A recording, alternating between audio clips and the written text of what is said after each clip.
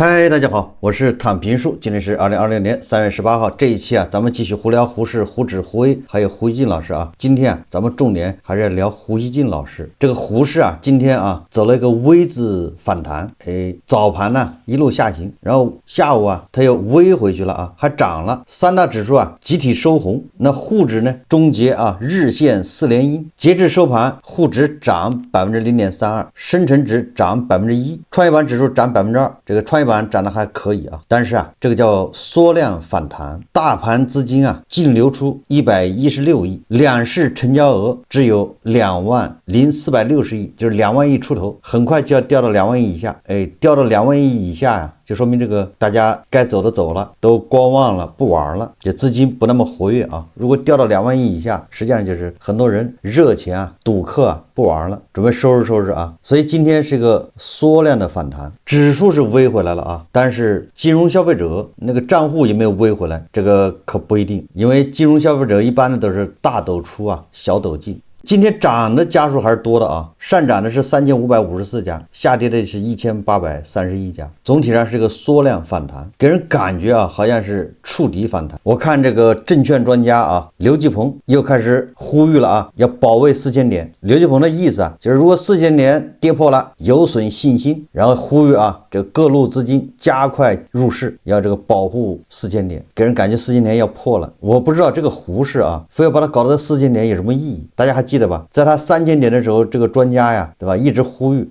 指数要到4000点，其中一个最主要的理由就是到了4000点，大家有钱了，消费就上去了。事实上指数在4000点差不多也快1年了吧，这消费是越来越差，对吧？你吹泡泡把它吹到4000点干什么呢？如果他自身有这个实力，对吧？他就值4000点，那他到4000点是没毛病的，对吧？他这个现在欺诈善事、财务造假、操纵股市、非法减持，这个天天都在抓还抓不干净，这么一个市场你非要把它搞到4000点，这不是害人吗？脱离了基本面，对吧？你看现在又呼吁救市，救4000点，这个胡适也没什么好说的反正是叫沙滩上建高楼，随时有垮的可能，什么时候垮咱也不知道。总之它地基不牢地动山摇，所以专家赶紧一看这不行了，又呼吁救市。哪个国家这个资本市场像咱们这样病根没有治好，你就让它带病，对吧？出场透支我们还是看一看胡锡进老师。这胡锡进老师这2天这个确实也很忙，但是他忙主要是老朋友伊朗，对吧？伊朗这边事情不断呢，消耗了胡锡进老师很多精力。但是胡锡进老师就在这百忙之中他也关心了一下他的另外一个老朋友古巴。我们看看胡锡进老师他是怎么评论发生在古巴的事情的。昨天胡锡进老师发了个微博，他说据外媒报道，古巴周一发生全国性大停电，国家运行几乎陷入瘫痪，这被认为是美国封锁古巴，使其无法获得石油发电以及电力系统老化的共同结果。特朗普在今年成功突袭委内瑞拉之后对古巴表现出远超以往的野心。周一他表示，我相信我有幸拿下古巴，但被追问这究竟是外交举措还是军事举措时，他拒绝透露，只说我觉得我可以随心所欲处置他。最新传出来美国惊人目标是要逼古巴国家主席卡内尔下台。纽约时报援引了了解谈判情况的人士透露，美方已向古巴谈判代表释放信号，卡内尔必须下台，但后续如何推进这个目标，可由古巴方面自行决定。也就是你古巴还得换人。这是纽约时报报道的胡锡进老师引用。关于为什么要这样做，纽约时报的分析认为，特朗普政府的目标是在古巴复制其在委内瑞拉的做法，即让其领导人下台，但这次不动用军事力量。据2名知情人士说军事打击行动被认为不太可能。说实话这个古巴的这个总统卡内尔还是要小心一点，不要掉以轻心，不要相信盘们说的什么特朗普不敢，一会儿不敢派部队，一会儿不敢去打击。特朗普这个人就是虚虚实实，真真假假，对吧？一边跟你谈判，一边给你炸了；一边跟你谈判安抚你，一边晚上把你抓了。他不是干不出来，千万不要迷之自信不要像胡锡进老师这样分析特朗普的动机，下一步行动那是徒劳，因为他随时会改口。当然了，卡内尔想躲也躲不了，你古巴也没什么地方躲，无论是送他去地狱还是送他去监狱，对特朗普来说对美军来说都不是什么大的问题。这前面活生生例子在摆着，还有什么不相信的呢？所以胡锡进老师多多少少带一点迷之自信啊，认为美军不敢派地面部队，认为美国不敢在古巴再开一个战场。这个特朗普很有可能就是反其道而行之。古巴严重依赖石油发电，该国官员们表示，华盛顿对燃料运输的封锁加剧了该国的能源危机，导致间歇性停电、医疗用品配给制以及旅游业下滑。此外，燃油价格飞涨，非官方市场上汽油价格高达每升9美元，这意味着加满一箱油要花300多美元，这对低收入的大多数古巴人来说完全无法承受。1月，美国绑架马杜罗后切断了古巴从委内瑞拉获得的石油供应，并以此向古巴施压。自1月以来，特朗普一再暗示古巴将是下一个目标，争取3月份完成。这样特朗普简直了，开年奉上的都是大戏啊！1月份抓了马杜罗，2月份送走了哈梅内伊，3月份搞掉了这个卡内尔，这节奏不服的不行啊！所以希望接下来这个10几天，特朗普在快马加鞭呢。胡锦老师说古巴驳斥了这一说法，并敦促美国放松施压。这些都没用啊，这都是徒劳。墨西哥是古巴的另一个石油供应国，然而最近几周，犹如华盛顿关税威胁，墨西哥也停止了石油运输。卡内尔周五表示，过去3个月没有石油运抵古巴。他还表示，古巴官员已与美国举行会谈，以确定需要解决的双边问题。卡内尔说封锁的影响是巨大的，尤其在能源问题上体现得最为残酷，这给民众带来了极大的痛苦。美国近期一直对古巴咄咄逼人。特朗普周日告诉记者，他的政府正在与古巴进行谈判，但我们会先解决伊朗问题，然后再解决古巴问题。特朗普最近几周发表了一系列声明，称古巴濒临崩溃或渴望与美国达成协议。上周他表示古巴可能会被友好接管，随后又补充说这可能并非友好接管。特朗普3月6日对 CNN 说古巴很快就会沦陷。这个中间胡锡进老师写了这个古巴的一个过程美国曾经对古巴放松了一点，但是特朗普第一任期一上台又对古巴进行制裁。这个胡锡进老师他做了一些回顾，拜登对古巴放松了一些限制这个特朗普第2次上台又就是开始搞这一出就这意思特朗普签署了一项行政命令，宣称古巴对美国国家安全构成异常且特殊的威胁，理由是古巴与俄罗斯等敌对势力存在联系。该命令还授权对向古巴出售或供应石油的第三国商品征收关税。最后胡锡进老师说古巴无疑面临严峻挑战。10多年前，老胡曾赴古巴采访，当时奥巴马政府与古巴缓和关系，古巴开放和变革的气氛挺浓的。哈瓦那街头出现装饰一新的建筑，街上能买到西方品牌的冰淇淋。哈瓦那街头警车全是中国的吉利牌轿车。官员接受采访时表现出强烈的变革意愿，但是古巴那一轮向繁荣的迈进被特朗普新的封锁扼杀了。不难看出，美国最近10几年对古巴的政策随着执政党的变化而变化。另外，拉美政治面貌的左倾化还是右倾化对古巴也有影响。现在堪称是古巴最困难的时候，他们能否熬过特朗普这届政府，迎来新的转机，时间将做出回答。胡锦老师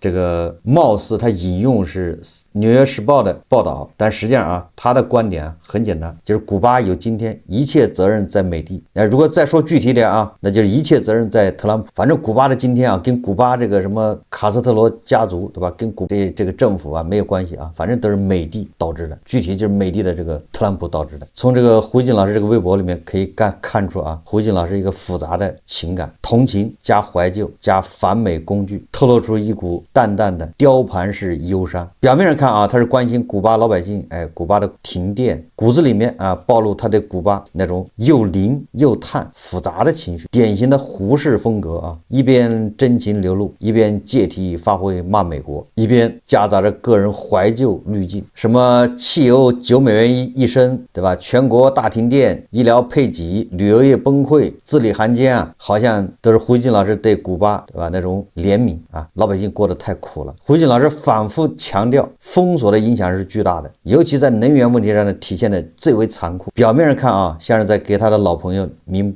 不平，但仔细想一想他其实是在用古巴的惨状反寸美国霸权，同情只是武器。胡锦老师还回忆对吧，10多年前老胡曾赴古巴采访，哈瓦那街头出现装饰一新的建筑，街上能买到西方品牌的冰淇淋等等啊。而且他说了，官员表现出强烈的变革意愿，写的好像是情真意切啊，像是在缅怀古巴的叫黄金时代。给大家想象一下，胡锡进老师描写的不就是对吧？一种叫胡适黄金年代。但是胡锡进老师啊，这个笔锋一转，帽子就扣到特朗普头上了啊。但是古巴那一轮向繁荣的迈进被特朗普新的封锁扼杀了。也就是说啊，一个欣欣向荣的古巴，一个向往开放，对吧？一个古巴就被特朗普给扼杀了。一切责任在美国，一切责任在特朗普。这个胡锡进老师无论是引用《纽约时报》的报道，还是他自己的回忆，明里暗里啊，都把苦难，就是古巴目前遇到的困难和苦难，都是特朗普导致的。特朗普的野心和美国封锁。所以说啊，你很难看出胡锡进老师是同情古巴人民，他不过是啊，利用古巴的这个现在困难，老百姓这个过得难，来攻击和鞭打美国和特朗普。因为你特朗普总是跟正义联盟的这个兄弟成员过不去，你搞完了委内瑞拉，要搞伊朗，搞完伊朗要搞古巴，那能不遭这个正义联盟的这个痛恨吗？不过啊，看着这么多老朋友啊，一个一个的，不是下了地狱就是进了监狱，胡锡进老师还是确实感受到了一种叫悲凉和叫无力感，主要是无力感，就是眼看着特朗普和以色列就这么横行霸道，伊朗人家也玩命的抵抗了，没有用啊。所以胡锡进老师这个时候啊，表现出一种深深的无力感。他这个时候他也不能对古巴有什么要求，说古巴你得跟美国对着干，坚决不同意。所以他在这个文章里面写啊，古巴能否熬过特朗普这届政府，迎来新的转机，时间将做出回答。这句话听起来好像挺中立的啊，实际上透露着深深的无力，反映出胡锡进老师一方面希望古巴要斗争，要反美，希望他能挺过去，一方面又觉得能否迎来新的转机还是有个问号的，对吧？不是那么斩钉截铁。一方面希望古巴啊要坚持住，要挺过特朗普。特朗普不就3年了吗？不对，应该还是2年多，对不对？2年多又晃一下就过去了啊。古巴人民再吃点土啊，勒紧裤腰带，搞点草根吃一吃，扛2年，特朗普下台。这个多多少少也显示出胡锡进老师啊这个底气啊越来越不足了，对吧？不像这个美国以色列刚给这个伊朗治病的时候，刚开始的吧，第一个疗程的时候，胡锡进老师蹦得很高啊，又是要叫嚣着啊击沉这个林肯号，打击美国的海军什么护卫舰，是吧？把美国的飞机搞下来几架，那是信心满满的，觉得完全有可能啊。结果2天不到啊，这伊朗已经被炸得七零八落了。伊朗天天都是对吧，真实承诺啊，第60多轮什么报复，也没见报复个啥名堂出来。胡锡进老师自己也觉得失望了，所以他不能再像对这个伊朗寄予厚望那样的对古巴寄予厚望。胡锡进老师啊，清楚古巴模式在现实压力下已经摇摇欲坠，却又不愿意承认，对吧？古巴这个正义联盟的小弟啊，可能真的扛不下去了。实际上在胡锡进老师啊眼里面，没有什么伊朗人，也没有古巴人。所谓的伊朗人、古巴人受苦，他偶尔会提及啊，但那为了提这个古巴和伊朗老百姓受苦，那是为了影射，对吧？为了反衬特朗普这个霸道。伊朗人、古巴人，就正义联盟这些国家的人民啊，现在活不下去，这个是成了胡锡进老师抨击美国的道具，不过是胡锡进老师啊反美大旗上的一抹血，对吧？他需要更多的血涂在上面。所以说你从胡锡进老师写的微博里面读不出任何一点点啊，就悲天悯人，就是对古巴人的那种怜悯，发自内心的那种，对吧？他曲里拐弯的写这个写那个，最后落笔啊都是到特朗普霸权主义。这是关于古巴啊。那么昨天啊，好朋友伊朗的这个实权人物，对吧？应该是这样的啊。这次也是2号人物拉尼贾尼啊被以色列送走了，可以说胡锡进老师难过了一晚上。你看这个消息昨天晚上出来的时候啊，伊朗方面并没有承认，以色列说啊可能带走了。所以说胡锡进老师昨天一晚上他是既相信，他又发自肺腑的希望这不是真消息，一边痛恨啊痛斥这个以色列，一边祈求啊这个消息是个假消息。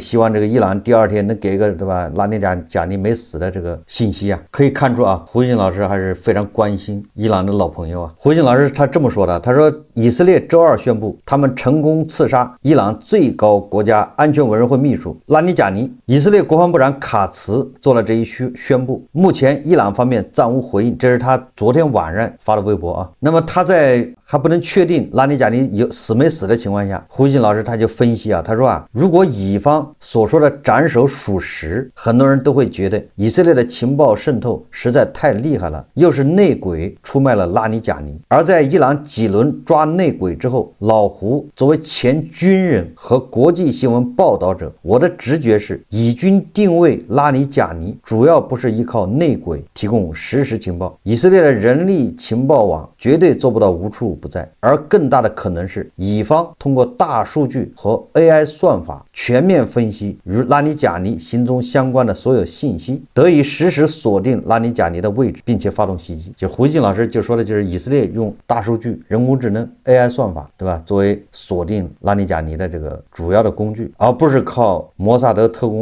这种人肉渗透。胡锡进老师把这个拉尼贾尼如果真的被以色列成功暗杀，他认为这叫算法猎杀。胡锡进老师说他说伊朗的街头有很多摄像头，早有报道说以色列通过黑客攻击掌握了那些摄像头的头像，而且从黑客站的角度看，这不是很难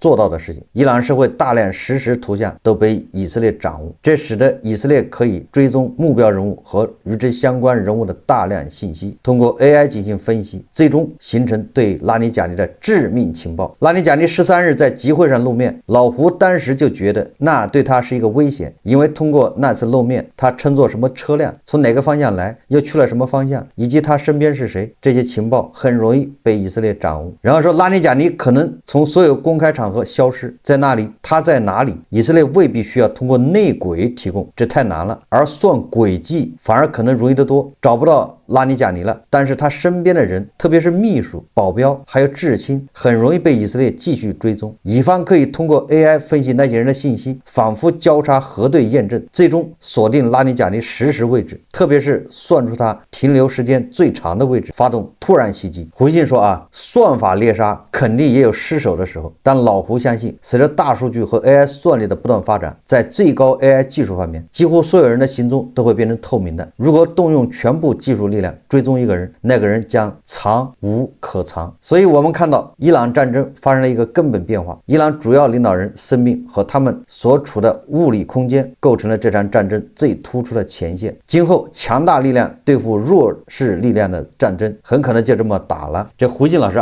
他想告诉读者的就是这个伊朗高官被斩杀，被精准的猎杀，不是伊朗内部被渗透，而是以色列通过高科技，通过人工智能，通过算法猎杀。那这是在拉尼贾尼遇袭之后生死未明的情况下，胡锡进老师写了一个微博。那么后面拉尼贾尼确认死了，对吧？已经去见哈梅内伊汇报工作去了。胡锡进老师又发了一个更加确信他的算法暗杀。胡锡进老师他今天应该早上发了一个微博，他说如果摩萨德能够给拉尼贾尼等所有伊朗高官身边都安插内鬼，要杀谁就提前启动内鬼，由人力实时提供核心情报，那么摩萨德就是神。老胡作为前军人，对情报学有相当了解，我坚信以色列绝做不到这一点。以色列定位拉尼贾尼的实时位置几乎已经可以肯定，主要就是通过大数据和 AI 算法实现，而且这根本不是什么了不起的，只有美以才能实现的高科技。就胡锡进老师说这玩意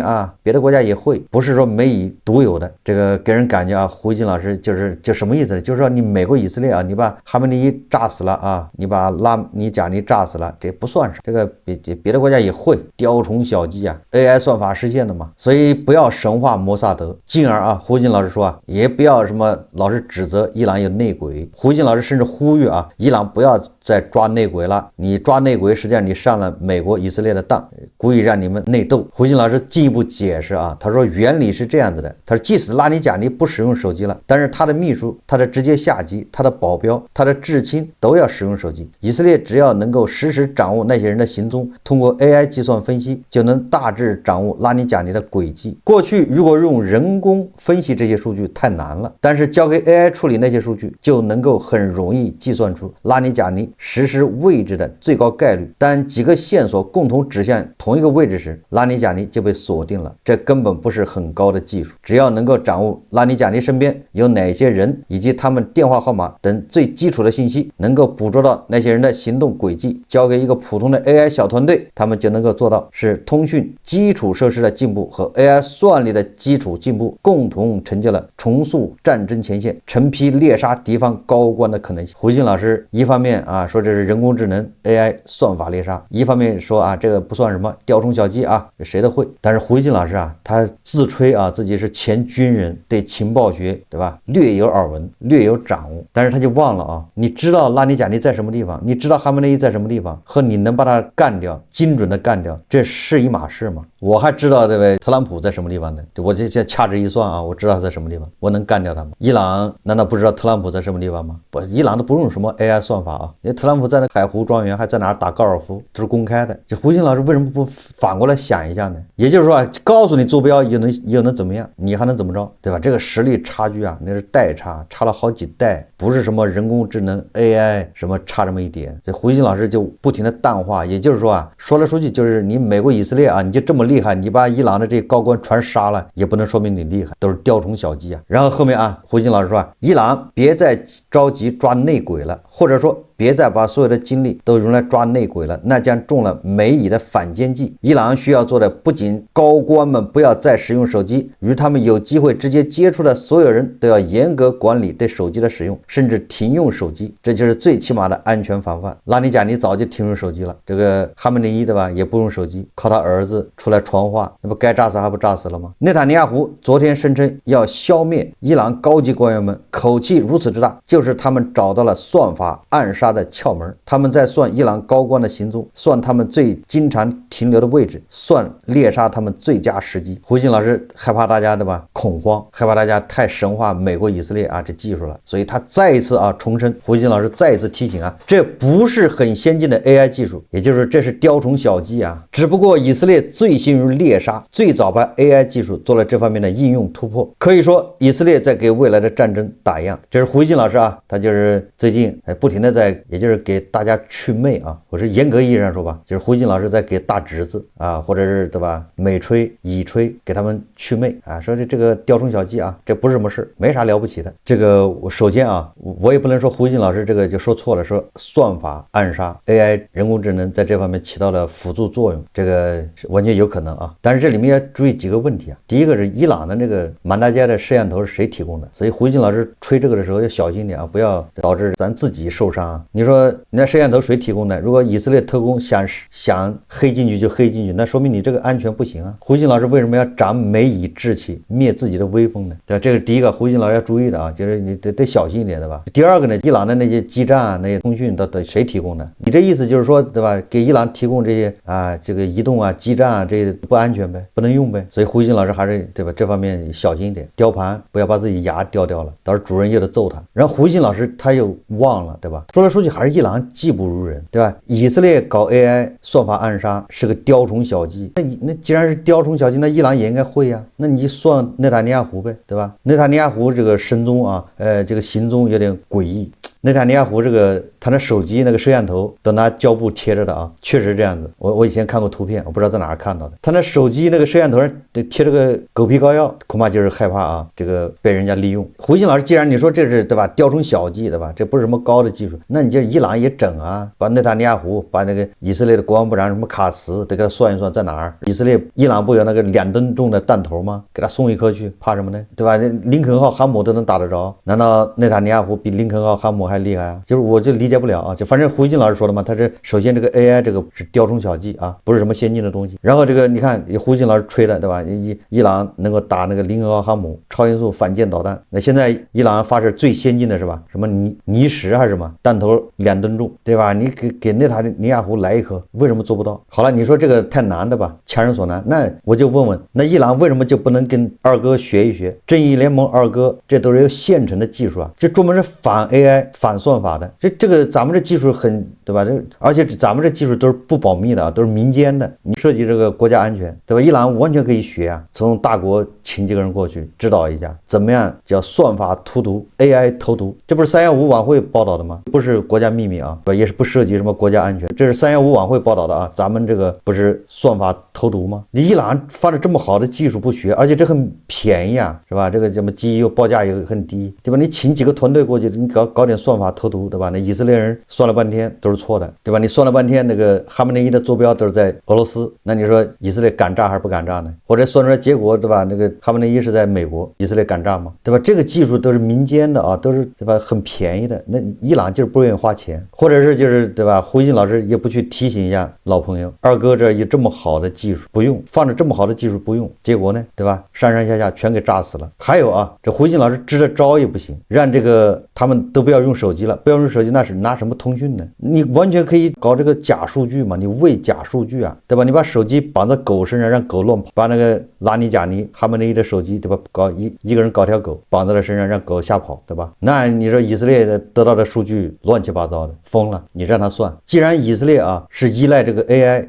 依赖算法，那你可以反向利用。胡锡进老师全都知道了，你既然知道，你要指导正义联盟的朋友反向利用啊，你给他喂很多错误的数据，你让他算，对吧？算出来的这个位置啊，不是在以色列啊，就是在俄罗斯，要么就在美国，他敢炸吗？伊朗和以色列和美国的这个差距，不是什么一个技术、人工智能、什么精确制导，它是系统性的，差了几十年，差了2代，不是某一项技术。如果按他这个分析，那伊朗只要恶补一下人工智能，对吧？再从大国请几个人过去喂假数据，以色列这一招啊，以色列马上就对吧就破了。不仅是技术上差了2代差，更是思想制度上的差距，思想和制度上的差距，他还没法赶，这就是真正的落后的根本原因。胡锡进老师还说他是什么军人，什么情报学，连这个基本的道理都不懂，能得到什么答案呢？对吧？这些东西二战的时候就在用吗？二战的时候不就专门利用假情报，对不对？这个谍战片里面多的是，对吧？胡锡进老师还说他是情报学，我不太清楚他这情报学怎么学的啊，是吧？经常有这样的这个叫谍战片吧，明明你的密码已经被人破译了，但是你装作不知道，还用这个密码本，完了之后就给人家喂假消息。这个我跟你说，这个初中生都能想得明白。胡锡进老师为了给老朋友，对吧，打气，也是吃奶的劲都用上了啊，可惜啊，支的招啊不在点子上。伊朗要想摆脱落后，那要首先神棍政权体制要大改，禁锢思想，这个要不得。好，这期节目我们就聊到这里，感谢大家收看。如果喜欢我的节目，欢迎订阅转发，也可以在下方留言评论，谢谢大家。